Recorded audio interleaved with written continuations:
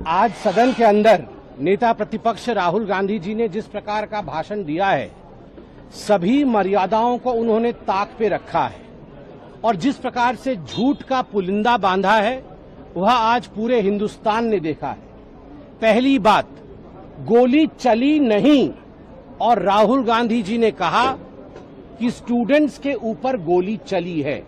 मैं इसको अंडरलाइन करके दोबारा बोल रहा हूं ताकि किसी प्रकार का भ्रम देश में ना फैले।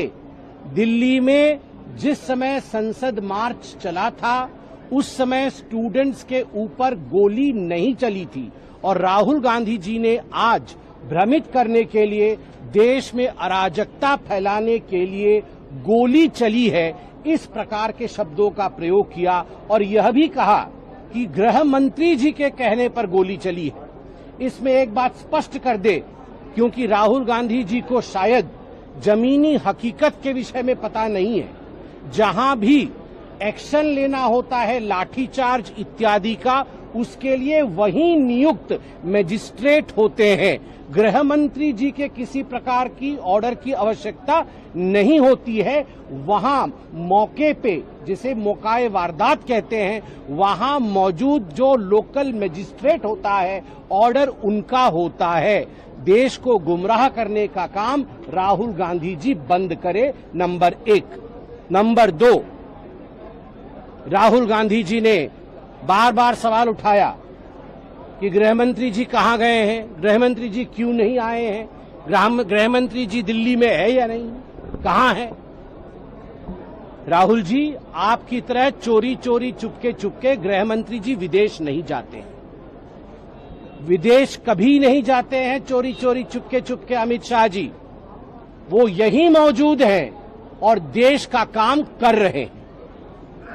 और आज मुझे खेद के साथ कहना पड़ रहा है, जिस शब्द का इस्तेमाल किया गया इडियट, मैं पार्लियामेंट के बाहर हूं, मैं सदन के अंदर नहीं हूं, इसलिए मैं इस शब्द का प्रयोग यहां कर सकता हूं, मगर राहुल जी अपने खुद के लिए भी इडियट शब्द का प्रयोग पार्लियामेंट के अंदर नहीं कर सकते हैं, क्योंकि इडियट शब्द एक अनपार्लियामेंटरी वर्ड है और इडियट शब्द का प्रयोग उन्होंने अनेकों बार किया।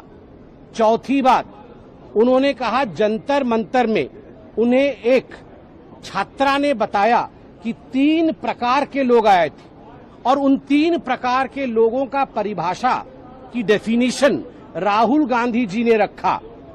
नंबर 1 प्रकार के लोग स्टूडेंट्स कहलाते हैं, जिनका दिल बड़ा होता है, जिनका हृदय बड़ा होता है और जिन्हें पता होता है कि उन्हें कुछ पता नहीं, उन्हें और सीखना है। ये नंबर 1 कैटेगरी के लोग जो जंतर मंतर पे थे।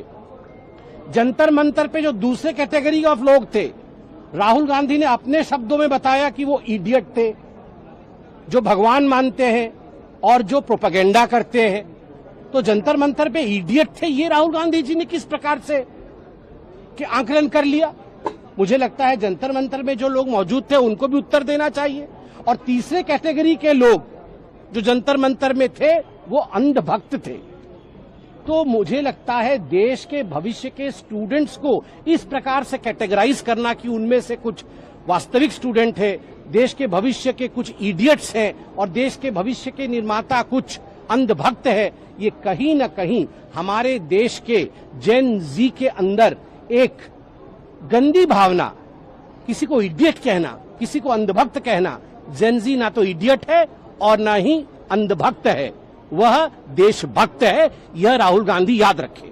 चौथी बात, राहुल गांधी जी बताए आज और स्पष्ट करे, कहां उन्होंने आदरणीय गृह मंत्री अमित शाह जी का 30 कार वाला कैवलकेड देखा। 30 कार के कैवलकेड को उन्होंने जिक्र किया कि मैंने देखा कि गृहमंत्री जी 30 कार की कैवलकेड में चल रहे थे। वो बताएं, आज सत्यापित करें कि कहां उनके गाड़ी के साथ 30 गाड़ियों की कैवलकेड चल रही थी।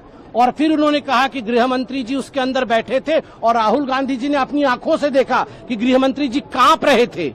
राहुल जी, यह वह गृह मंत्री है, ये वह प्रधानमंत्री है जिनके नाम से देशद्रोही कांपते हैं, जिनके नाम से नक्सली कांपते हैं, जिनके नाम से आतंकवादी कांपते हैं।